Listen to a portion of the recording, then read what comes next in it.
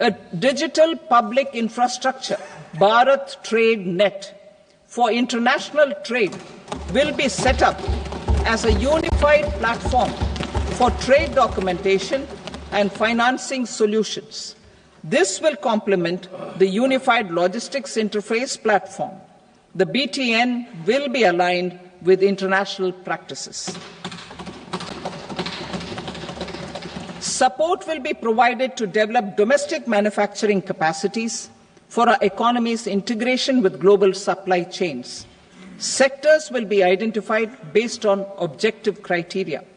Facilitation groups with participation of senior officers and industry representatives will be formed for select products and supply chains. Through this, there are huge opportunities related to Industry 4.0, which needs high skills and talent. Our youth have both. Our government will support the domestic electronic equipment industry to leverage this opportunity for the benefit of our youth.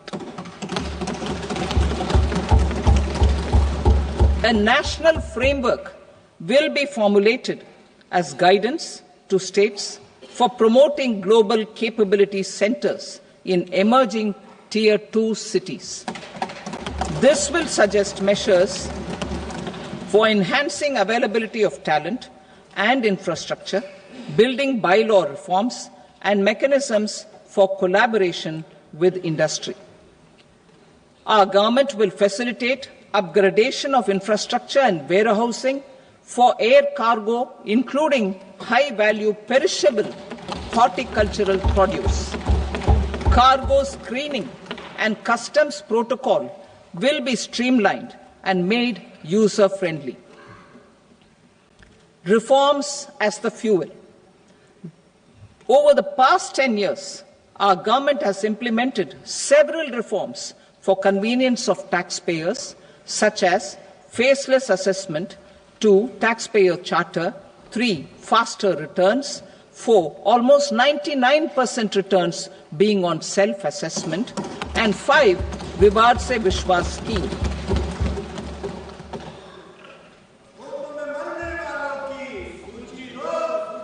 Continuing these efforts, I reaffirm the commitment of the Tax Department to trust first, scrutinize later. I also propose to introduce the new income tax bill next week. I will detail the indirect tax reforms and changes in direct taxes in Part B.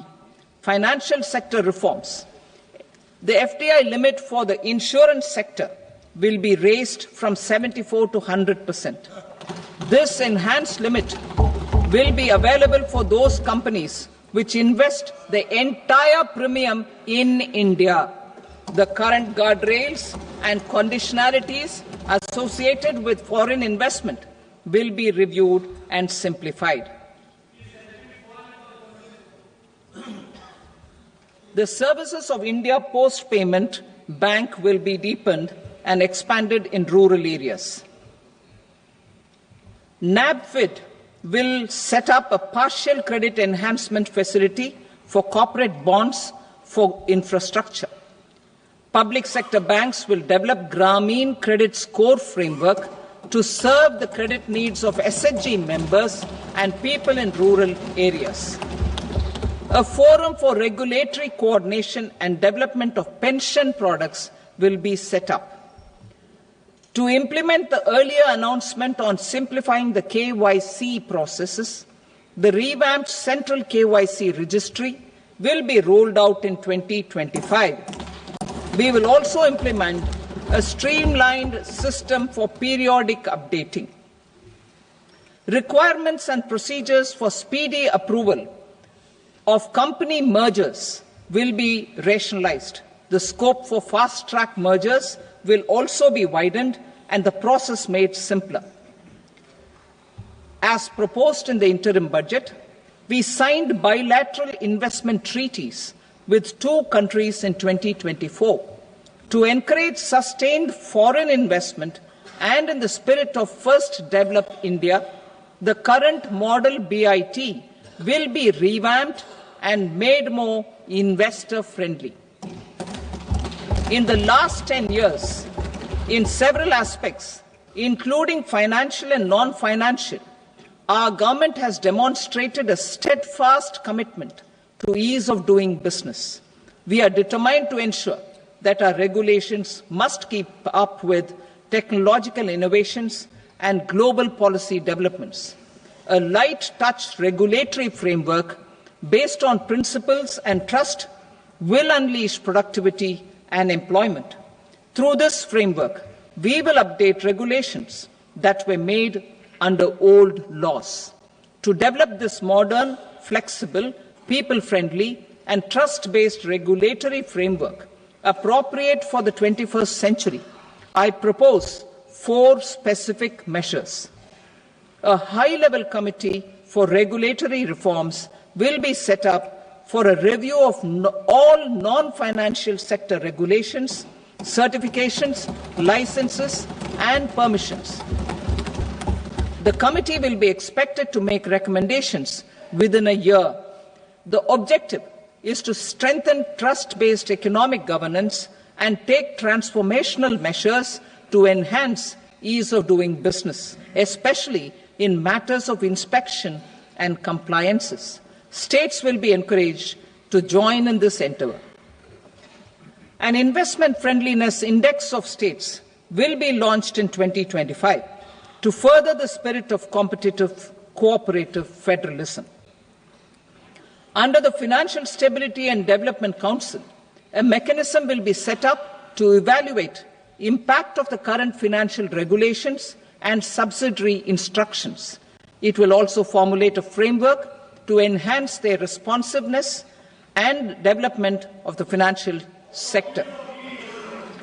In the Jan Vishwas Act 2023, more than 180 legal provisions were decriminalized. Our government will now bring up the Jan Vishwas Bill 2.0 to decriminalize more than 100 provisions in various laws. I now move to fiscal policy. In the July budget, I had committed to staying the course for fiscal consolidation. Our endeavour will be to keep the fiscal deficit each year such that central government debt remains on a declining path as a percentage of the GDP. The roadmap for the next 6 years has been detailed in the FRBM statement. Revised estimates for 2024-25. The revised estimate of the total receipts other than borrowings is 31.47 lakh crore rupees, of which the net tax receipts are 25.57 lakh crore rupees. The revised estimate of the total expenditure is 47.16 lakh crore rupees, of which the capital expenditure is about 10.18 lakh crore rupees. The revised estimate of the fiscal deficit is 4.8% of the GDP. Budget estimates for 25-26.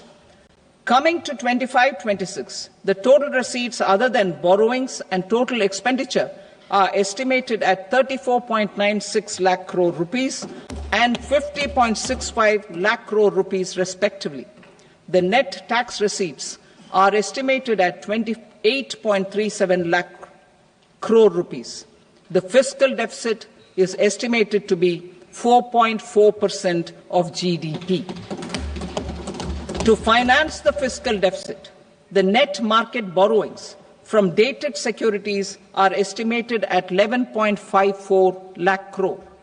The balance financing is expected to come from small savings and other sources. The gross market borrowings are estimated at 14.82 lakh crore rupees.